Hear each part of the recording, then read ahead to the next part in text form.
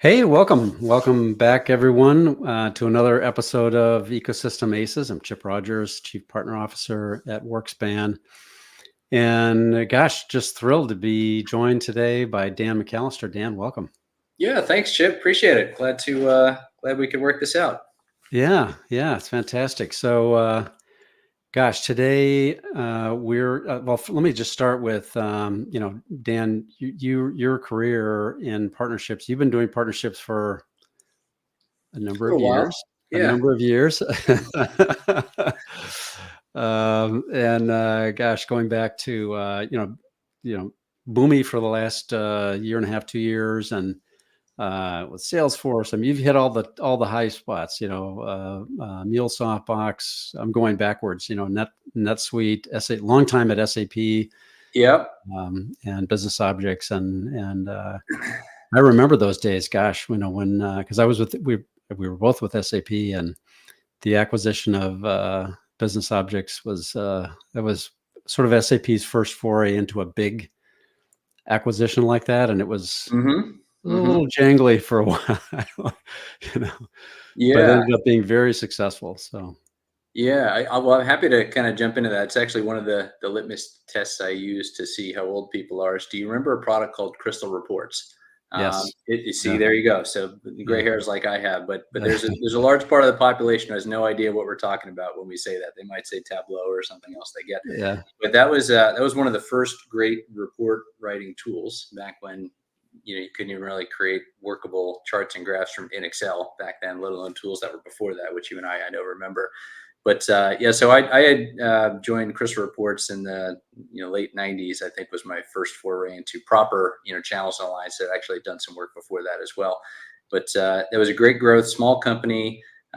Grew to several hundred million, was acquired by Business Objects, which was a French company. Again, another litmus test that people should know, which was ultimately acquired after another 3.5 years by SAP. And that block, and I stayed with SAP for 7 years, by the way. So that block of about 15 years in my career was really amazing. From going from small, scrappy startup, was based in Vancouver at the start, but kind of that scrappy Silicon Valley, startup, all the way through to giant, large organization SAP, in running alliances throughout that growth spurt was amazing because I started out working as the Southeastern lead for all partners and distributors and things like that. And it grew to, hey, we need a GSI program, help form and build that, grow some of the larger GSI relationships, and became global at that point into SAP, where I became, one person on a team of managing just one partner, which was Accenture at the time, yeah, through to,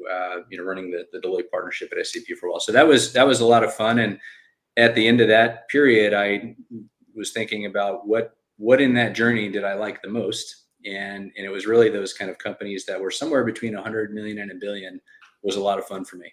And so I sought out opportunities to do that again. I was able to work with NetSuite immediately after SAP, at Box after that, joined a company called MuleSoft after that, and took them through a similar journey of, growing, through IPO, through acquisition of Salesforce, stayed at Salesforce for a number of years, and now back to a similar role at Boomi, where I lead all channels and alliances here. And it's been exciting. We've got a ton going on, as we were just chatting about. It's a fun time to be in the market with all things AI emerging, and really creating massive opportunities for software companies, systems integrators, the hyperscalers, et cetera. So it's exciting. Yeah, I'm enjoying it.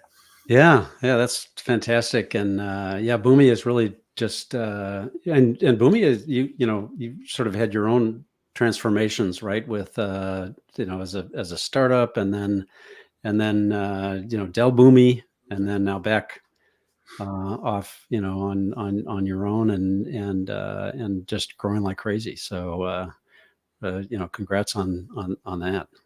Yeah, thank you. We are still a private company and venture capital owned, and so we don't talk about the results. But what we have said on stage that you'd be able to find is that we have successfully divested from Dell. People still remember that, and oftentimes say Dell Boomi.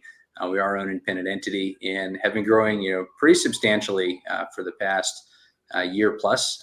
For my own team, as I joined just about a year and a half ago, coming up in a few weeks. We're working on 6 quarters of about an average of mid 40s in terms of growth, in terms of contribution to the bottom line, and that includes source business with systems integrators, channels, distributors, et cetera, resellers, as well as OEM business as well as influenced, and then where we work with them together on creating just great attach and all the things you'd expect. We're increasing our deal size, we're increasing our win rates, and really helping the company be successful. So it's been an awesome ride, and looking forward to this next several quarters and what's next for us.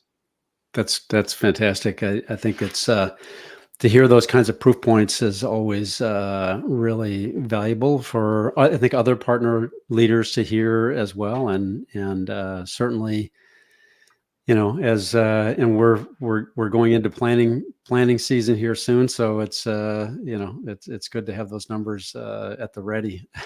Of course. I usually write them on LinkedIn if anybody looks me up. I'm pretty diligent about capturing the growth numbers, the attach rates, all the things that matter for us. So it's they're all out there. Yeah, it's fantastic. Well, let's dive in a little bit, and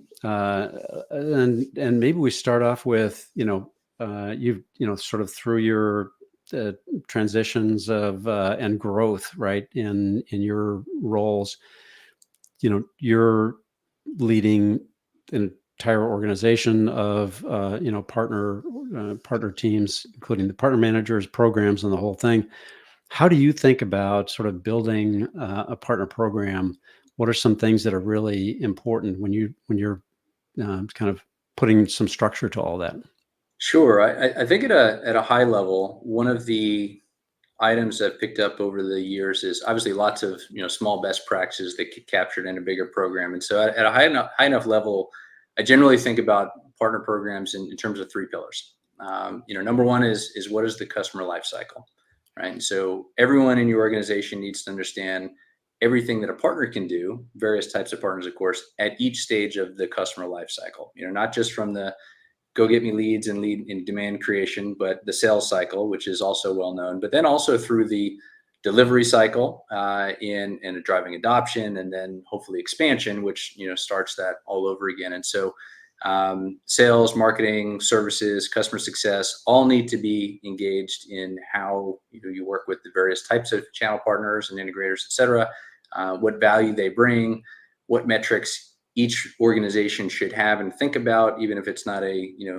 commissionable or compensatable metric, but something that they should understand, so that when you're in the red or the green, and then ultimately everybody being accountable to those. So if we can dig into that later, but the customer life cycle is one way that I try to talk to my own team as well as talk to the rest of the organization, because that's generally something people understand. The next thing, and this is the leap for many of the rest of the organization, is that there's actually a partner life cycle as well.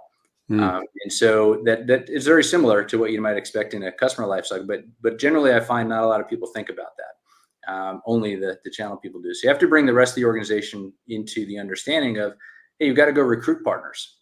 And when you recruit them, it's not just an on switch and magically they work at 100% productivity. You actually have to ramp them, right? You have to drive them to maturity. And then just as you'd want with customers, you want with partners this lock-in, right? What is that co-commitment where, I like to say it would be emotionally painful for you to do business with anybody else, because we're so co-committed to the relationship that, we're willing to overlook a few of our, flaws or blemishes in how we operate, because every company has them, to drive the greater good, which is, more joint customer wins, sustainable business, et cetera.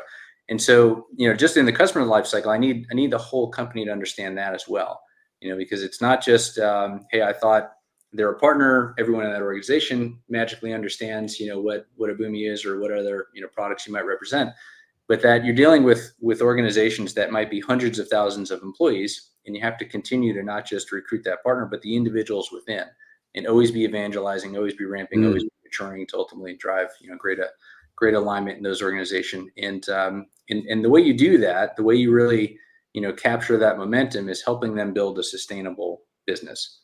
It's not just about a referral fee. It's not just about a margin. It's actually, can they build a repeatable business around the partnership with your organization, or my organization in this case? And so that's important. And then the third pillar is the coverage model, right? How do you be super efficient about how you go to market? How do you line up most effectively with the rest of the organization, and then also have the conduit to partners? And there's the few different theories I see there is, do you globalize or do you not, with some of those relationships, or do you treat them regionally and distinct in each region? And there's not necessarily a right or wrong. It's just that you have to be thoughtful about that. Or, can you expect the same from the other side of the fence or the other partners you have? And is your organization set up that way? Do you have the bandwidth, the number of resources, et cetera? And so, I have thoughts on that and models I prefer, but I recognize lots of organizations do it successfully in lots of different ways. So for me, that's the three pillars I look at when I build any program, and I've built a few that have been successful. So happy with that. I really love that partner life cycle. I think that is really, I think, insightful. And because different partners are at different stages constantly, right? I mean, there are new partners, there are partners that you've had for a long time. There are different kinds of partners that are, that need to be measured different ways. So that's really, really valuable. Yeah, thanks. It's been working well for us. Yeah. So let's talk a little bit about, Boomi has a, really large ecosystem of both, services companies, but also technology companies. And you're kind of, going to market together with partners, bringing, putting solutions together and managing those technologies. How do you think about that sort of, if you think of, co-build, co-market, co-sell, kind of the life cycle of different kinds of, of different stages of partnering? How do you, let's focus on the co-build part, and how do you think about that with Boomi? Where do the ideas come from for integrations and new solutions and things like that? And how are you working with the product teams to build those, on both sides? Yeah, a lot in that question. So Yeah, sorry. feel free to poke me and make sure I hit them all. I'll start at a high level. I would say one of the really interesting things to me about joining Boomi, and one of the reasons why I came here, is that we are extremely open-minded and flexible in our go-to-market. And what I often try to do, and I've always tried to do this in all organizations, but it's not always as possible as it is here in Boomi, is to think about how our partners go to market. If I have to teach them to do it the way I do it, or take my product and blindly push on the market, it's effective, greater breadth in the market and all of that, but it's not as effective as if they adopt it as their own and they bring it to market to customers, blended within their own value proposition, because that's why customers buy from them regardless of what type of company they are, systems integrator, product company, et cetera. And so the way we think about it at Boomi starts there. How do we be open-minded and flexible about how that partner goes to market, and try to increase the value that we provide them, or that they can then take to market? And generally two different avenues emerge. And I would say, number one, I think, if you're not familiar, it's a very strong part of our strategy is our OEM solutions. So Boomi has over 200 OEM partners that include our integration, iPaaS and APIM, API management capabilities, as well as now our AI capabilities within their own to meet those needs for their customers. So if you are an enterprise product, for example, you by default have to integrate with other data sources inside your customers to make your product more effective. Right. And you could either build those things yourselves, or tell the customer they have to find a way to do it themselves, or you can provide them a solution. And so we work with those companies to give them the best of breed solution in that space, bundle it within their product, and then also take to their customer packaged within their own solutions, either in a limited or full use capacity way, so that they can answer that need and drive greater adoption, stickiness, and de-risk their own deployments. And so we've done extremely well. We have literally tens of thousands of customers using Boomi in that way via our OEM solutions. And so really, really exciting, the amount of reach that gives us into market, and the stickiness we have within our companies. Now, most of them we have clauses that we don't talk about them out loud, but you can find a few of them on our website about who they are. But that's a really exciting way to go to market, because we're now reaching customers without sales effort on our side. The cost of customer acquisition is really, really good. Similarly, we have a managed service provider solution where perhaps systems integrators, perhaps auditors, perhaps advisory firms have a solution they offer to their customers where they need to exchange data, provide integration, tax services, things like that, where they need that data movement or data management capability. And Boomi can then also, much like the OEM version, be packaged within that as well. We have a number in that. And then the third option, which is really the second if you include OEM and MSP together, is just how do we work with systems integrators. And I'm happy to report we just ran a very exciting hackathon around our AI agents that I just announced winners Wow. for last week at our EMEA Partner Summit Yeah. in Barcelona, where just as the other areas, we try to think about how do those partners go to market? How can we add value to them? We challenged the ecosystem at large. How could you leverage Boomi to deliver AI capabilities or help your customers become AI ready? In the various streams of solutions you might have to aggregate to make that happen, Boomi can play a very significant role. From all of the data management, the data integration, the API management, the AI agent management as well. And so we had I think 50 different partners participate. We had over 38 final solutions submitted, and we ultimately announced 5 winners. And I'm not sure if the press release has gone out yet, so I'll put that out shortly, but have that announced to the world shortly. But very, very exciting. And so they all took Boomi, leveraged it within AI use cases that they created, and everything from how do I streamline expense management to how do I innovate on the buying process for customer recognition, facial recognition as they enter a store to present them with a custom advertisement to help them influence buys and things like that based on the profile you might pull up when you see my face walking into a grocery store or something like that. They might put beer or diapers or laundry detergent or crackers or something like that they think I might like. Have me interact with that ad and then hopefully present me with a coupon at time of purchase. So there's really some neat things that Boomi can facilitate the data flow on to help drive triggers and all of that to help these agents and these applications come to life. Mm-hmm. And so that's the next wave. And this is I was hoping you'd ask about the solutions because I think there was a period of time in the last decade where it got kind of boring to work with integrators like we did in the past because the market was driven to be very budget conscious, be very bite-sized in how they bought, think small, think, rapid return, just answer this immediate problem. We'll worry about the future later. And because of everything else that was going on in the global economy, now I think it's actually opening up. AI is like ripping the Band-Aid off of that and saying, you better innovate because if you don't, you will fail. Now, innovating doesn't necessarily guarantee success, but not trying definitely guarantees, failure and that you're going to be left behind. So everybody has to kind of get back into this experimentation, party again. And it's really made it a lot of fun. And so I'm excited about the results we've had. And now that we've done it once, we'll do it many times to really proliferate, how we can support AI across all of our customers and partners. That's amazing. I think it's those hackathons are so much fun, right? I mean, to have 38 partners all come together, and it's not only the event itself, right, where you create a bunch of solutions and really interesting innovations that come out of it, but then it's also the follow-on. Those teams have been energized, right? That's right. That's right. Yeah. And to capitalize on that, what we're going to do is, so Boomi has created an AI agent garden, which if you're familiar with integrations and API management, you know that a lot of risk in an organization is when you have shadow IT, unsanctioned IT people creating their own integrations and APIs. That's a huge security risk for many organizations. And so they have an API management layer or an integration management layer, et cetera. The same is going to be true on AI agents because IT is not going to be able to control all of the innovation that happens in the business because it's getting easier and easier to creat these things, right? There are apps that create AI agents, et cetera.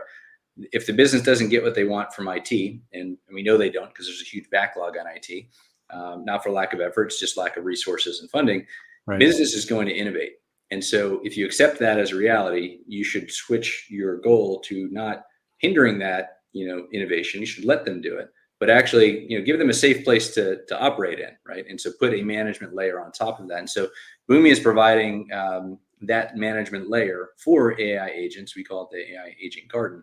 And what we're going to do is take all of these, AI agents that have been created, as well as, the dozens we've created ourselves over the last 6 months, and make them available in our marketplace. And so now all customers can come in, they can download it from it, they can begin working with it right away once we, publish them there, but then also give them the management capability for all things that they create on their own. Because not all AI agents, just like not all APIs, will be created in Boomi. We recognize that, we accept that, but we do think that security should have a common layer across all of that in all our organizations. So that's the kind of capability we're providing to help facilitate this massive innovation wave that we think is coming.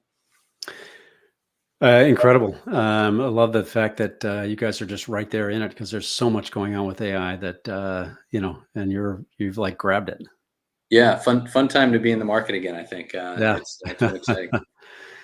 So let's kind of keep going through that process. You're working with partners. You've got some really interesting, cool new solutions, and you want to go to market together. How do you think about that, the process, getting teams aligned, enablement, and all those kinds of things? Sure. I think as I was saying before, like this ramp of partners is super important. I think about that in a few different ways. That is, first of all, recruit. There's sales education, there's sales enablement, there is technology enablement, and delivery enablement. And so what I look to do is, as I was saying before, it's important for me that the rest of the organization understand what we want to get out of the partners, what's possible to get, and then how do we capture it. And that comes down to, do we have all of the things that we enable our own people with available for partners? Because generally it doesn't have to be customized that much. You're really talking about sanitizing a little bit. It's like 10% change, make it available to them in an easy to consume format. And we would do that. We do that now for all of our sales enablement. We do that for our, not just the, seller enablement, but things like, solution consultant, pre-sales type capabilities, architecture, design and support, all of the things that maybe a manager or senior manager would do within a systems integrator, that they can understand how to then go talk to their clients about it in scope of the rest of their enterprise.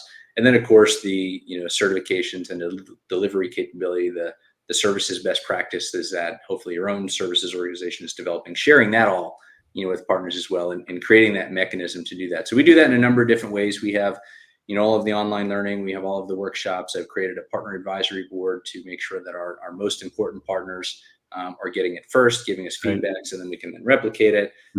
We run partner days in offshore locations.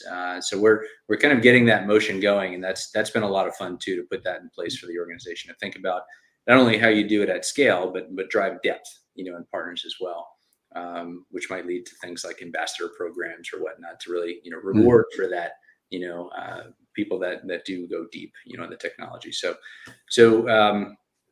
the next question, I would assume, is somewhere in like, how do you measure that? And I'm happy to dig into I was that. just Yeah, okay. Just trying to think of like my normal, flow of how we talk about programs. I would imagine that would come next. Yeah. Well, we do a few things. One is I was just going to talk about the ambassador program that we've just launched, where and I'll come back to like how we measure the partner program and individuals. But one of the things I think is really neat, and I'm seeing this in a few different companies, which is, I borrowed the idea from a few, is how do you recognize not just the partnership? It's easy to say like, hey, these top 5 big global systems integrators are my best ones because they drive the most revenue, have the most certified consultants. But how do you recognize the individual? Like, where's the motivation come from somebody who may be working in a boutique consultancy, one of your top local partners, or some, either market vertical or industry niche? How do you encourage them to go deep and be recognized as well? Because their company may not be big enough where they ever, reach that capacity. Only your biggest ones will ever win in a lot of programs. And so what I like about the ambassador program, it's not just about the company logo, it's about the person. And so what are they doing to, drive their own careers, their own depth, their own contribution to the ecosystem? And that might be, hey, I've been certified on the full product suite, 5 times over. A certain amount of points might accumulate for that. Hey, I've submitted, 5 case studies. I've had 10 great deployments. I've done all of those things. Maybe I'm writing blog posts, about it. Maybe I'm contributing in some other material way. I've been invited to speak at your events, or I'm hosting user groups, things like that. So we're working on what are all the different things that we would love to have people in the ecosystem go do. and then work on a point system so you have multiple paths to the top as well. Maybe it's you're awesome on the sales side and you become the best partner seller out there and are helping us win great. That's one way to the path. The other path maybe is like I'm a pure delivery person. And every time I'm on a project, it goes extremely well. We get 100% adoption, and then we drive expand. Those are all, multiple ways to drive contribution. And we're trying to find ways to recognize those individuals. Because if you do that, then the company, of course, that they work for is going to be aware of who they are. And they're also going to be aware that everybody is aware of who they are. And they're going to do things to retain that person, to encourage them, to encourage that growth, and others as well, make them leaders in the organization. So it's a different way to kind of pull through, in this encouragement model with partners. And oftentimes it's the little things like making sure they get in, time with our exec leadership when they come to common events or being invited to VIP events or, pre-launch calls, when we talk about product strategy, et cetera. So it's really interesting ways that are about, building that stickiness and community that make it more personal and fun. If I was to go the other side of that, unless you want to ask anything about that program. No, I think that's fantastic. I think when I was at SAP, I ran the community, and we had a mentor program, and Dan, right? It's very motivating, right? I mean, I think people just just get really excited. They get the recognition, and to your point, it's not just recognition for the individual, but it's also the company gets recognition, and it helps the partnership as well. Yeah, that's right. That's right. Exactly. Yeah.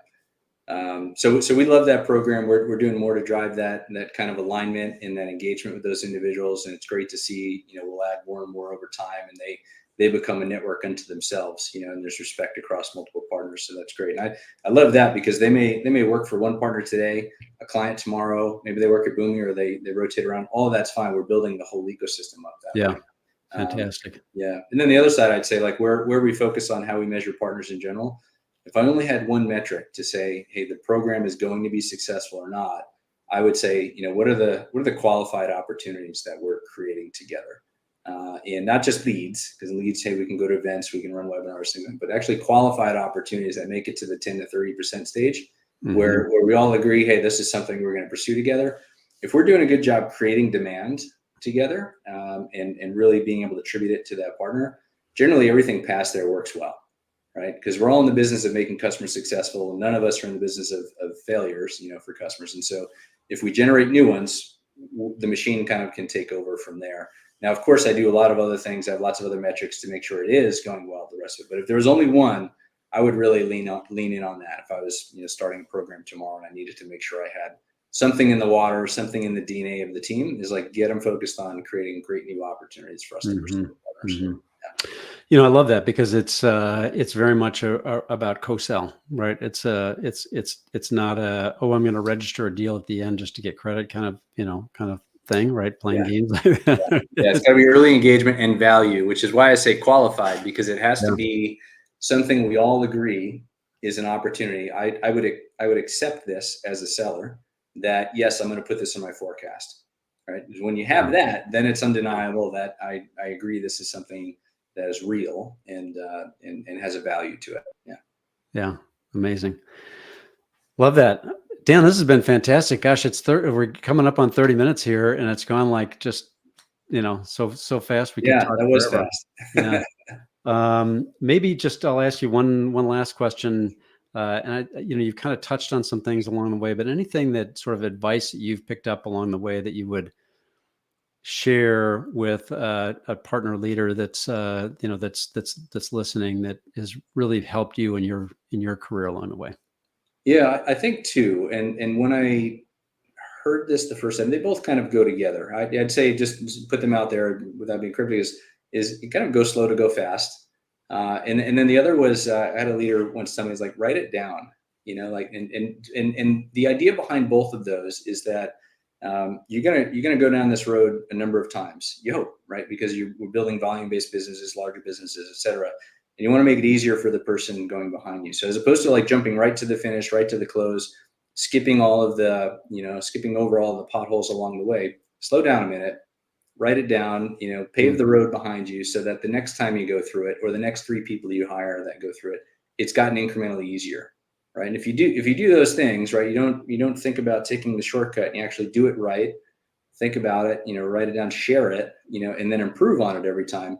Right. Your organization is going to catch up so much velocity, as you go, and the swing gets smoother and smoother each time you go through it. Those have been phenomenal for me.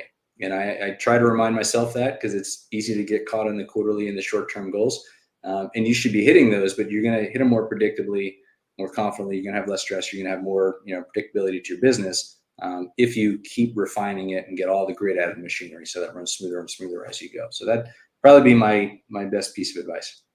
That's terrific. That's terrific. It's capturing what works, right, and then sort of codifying it, creating some best practices, sharing it, and embedding it into the rest of the organization. Yeah, exactly right. Because we will all come and go. Team members get promoted, they move laterally, they join the company, leave the company, and so like if you can pass that artifact on to the next person, it just helps everybody move that much more quicker next time. That's fantastic. Dan, thank you so much. I really appreciate you taking some time with us today, and I appreciate it.